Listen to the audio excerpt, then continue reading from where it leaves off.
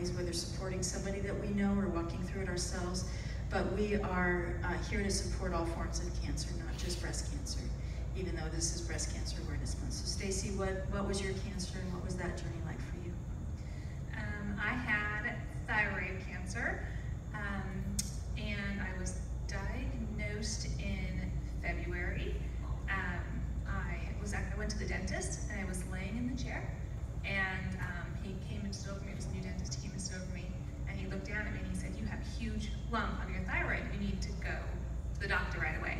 And I said, "Well, I'm leaving for Ethiopia in 2 days. This is going to have to wait." So I went to Ethiopia, came home, had tests done. It was cancer.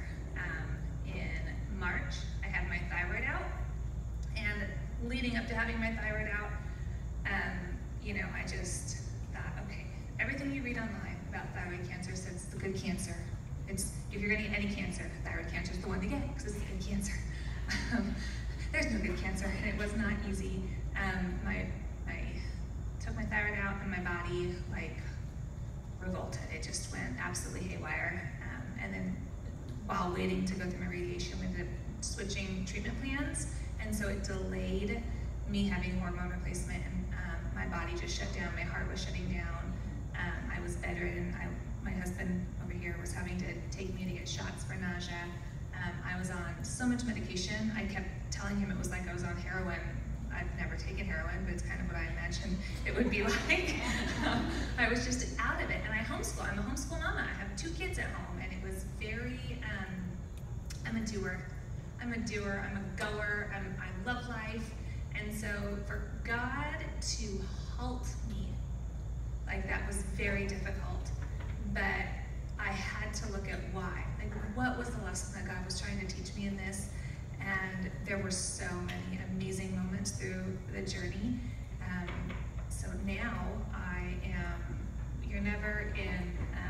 never going to be in remission. I'm only ever going to be cancer-free with thyroid cancer because it's pretty high recurrence rate. But I feel good.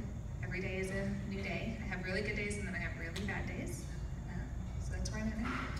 And what couple of scriptures came to you during this time that really ministered to your heart? Well, one that I really fell to was Deuteronomy 31:6, which said, "Be strong and courageous. Do not fear or dread. The Lord your God is with you and will never leave you or forsake you."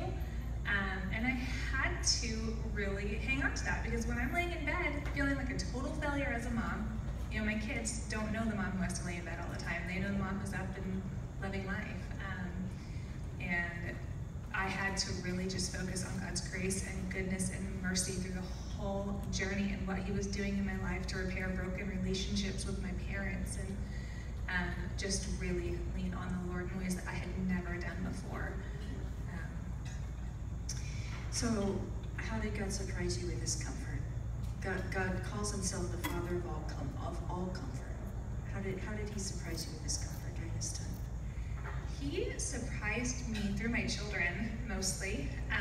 Again, just going, I homeschool, my kids are home with me, and I felt it was very difficult to be in bed and have them come in and be like, "Can you play with us?" And I didn't have enough energy to do anything with them.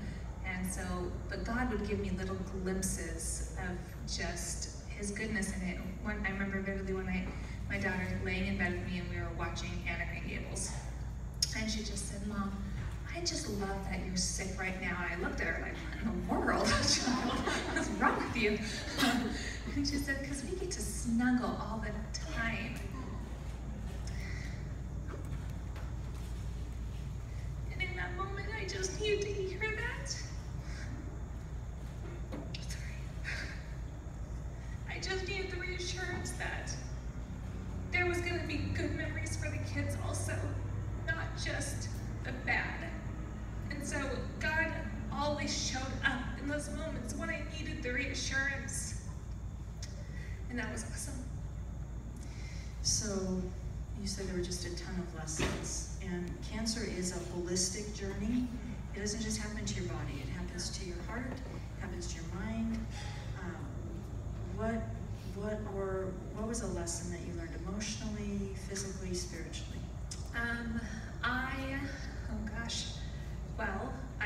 that I cannot do everything. As awesome as I thought I was, I cannot. I have limits. I've learned how to say no, which I couldn't do before. I really think that God just slowed me down for many good reasons. I am attending to my children. I'm not just like in their lives. I'm not just there. I'm not a presence. I am attending to my children. I'm attending to my husband. It's just made me more aware of my life and taking in these precious moments and being grateful. I remember being at the cancer treatment centers in America, and you know, I gained 15 pounds in 6 weeks. And for us lady, that's awful. You know, like, you kind of freak out, 15 pounds. Well, I remember sitting in cancer treatment center and looking around at women who were so thin and so frail, and me just thanking God for the weight, because although I was uncomfortable in myself in that moment, weight, those women probably prayed every single day for weight, because that meant health and that meant life for them. So it was just another moment where God just showed me his goodness in it, and that it really could have been much harder than it was. Well, I got you the same devotional because it is so ministered to me, and I have to tell you, I mean, I've been through it more than 20 times. I'll do it every year. It's a source of water to me in a dry desert. So I pray that this will be a memory for you, but every day that you open it, that God will meet you, and that there will just be a precious presence because he has walked with you through this. So, Stacy, thank you so much for sharing.